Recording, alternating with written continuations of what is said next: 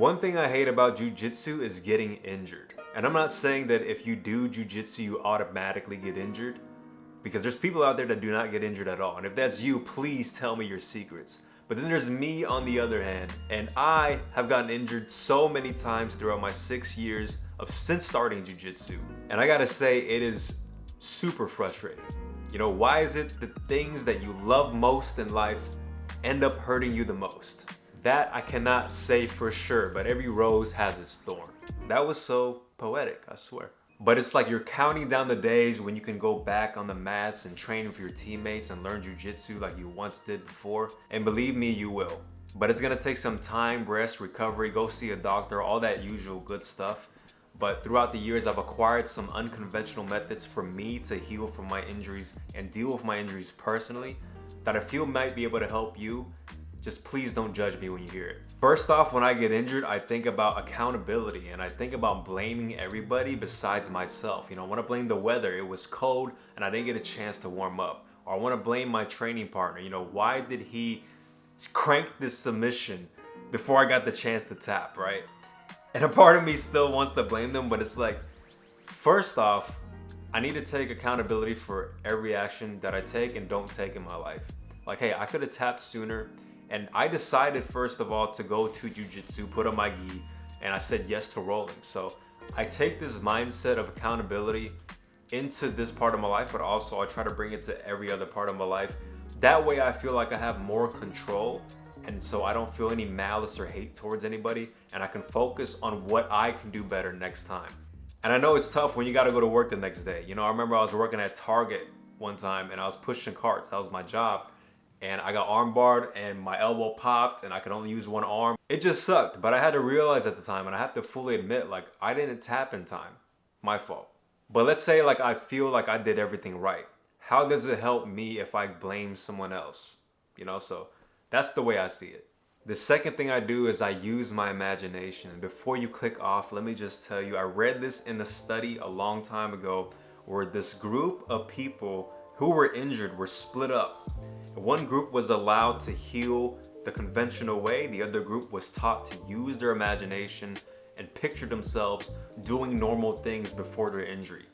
So if they rolled their ankle, now they were picturing themselves running or walking.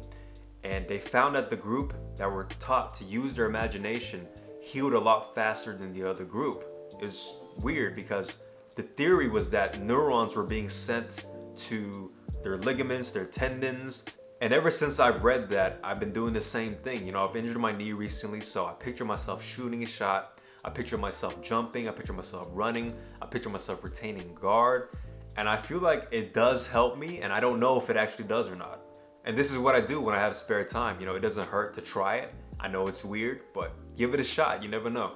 The third thing I try to do is practice gratitude. And I say try because it is difficult to think about the things that you used to do and you're not able to do it anymore. It's hard because you realize how fragile you really are as a human. But basically, I just pray.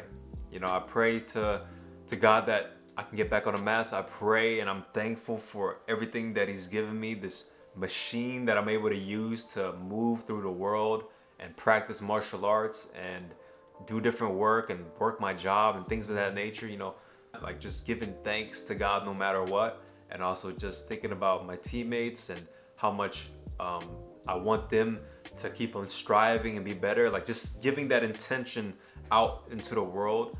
I feel like it's just a powerful thing to do, and it makes you feel better about going back. The fourth thing that usually happens, and it takes a lot of time, but it's perspective, because you realize that hard times never really last. This injury is going to heal. You're going to get better. You're going to come back from it stronger and better. You're going to have more patience. You're going to be a better martial artist for it. These things had to happen to teach you certain lessons about yourself. And maybe these lessons are on the surface where, okay, I can't not tap anymore, or I got to move my body in a certain way. I have to work out. I have to be a stronger, better person. And sometimes it's below the surface, right? Sometimes it's, I can't treat my body like crap anymore, or think about myself in this manner. Like I have to act accordingly in order to succeed and strive in this discipline. So anyways, I'm sorry if it was all over the place, but I hope that this sort of helps you out. This is the way I go about it.